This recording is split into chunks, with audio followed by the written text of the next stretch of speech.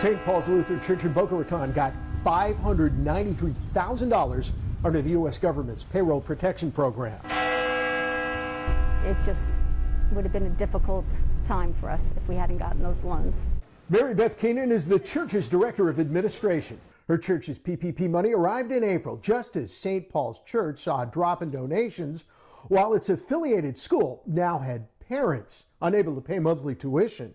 Some took pay cuts, some lost their jobs completely, depending on the nature of their business. Contact 5 found more than 100 churches, synagogues, and religious affiliated schools and organizations in Palm Beach County and the Treasure Coast receiving between $150,000 and upwards of more than $1 million in PPP funds. Contact 5 added it up. In our area, religious organizations receiving at least $27 million of your money under the Paycheck Protection Program.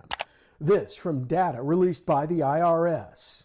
These government loans actually are forgiven, and they become government grants to pay clergy salaries. Ultimately, it's a dangerous bargain to take government money. Rachel Lazar is the president of Americans United for the Separation of Church and State. She tells Contact 5 funding religious institutions violates a constitutional ban on state-sponsored religion.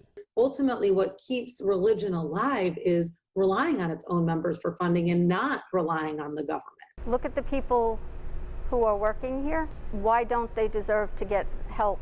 Mary Beth Keenan says staffers at St. Paul's need their jobs.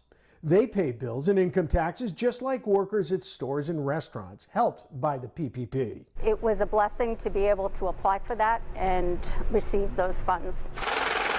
Keenan says the church no longer has a money crisis. Now thank we all our God. Members donating to the virtual collection plate as St. Paul's conducts its services online.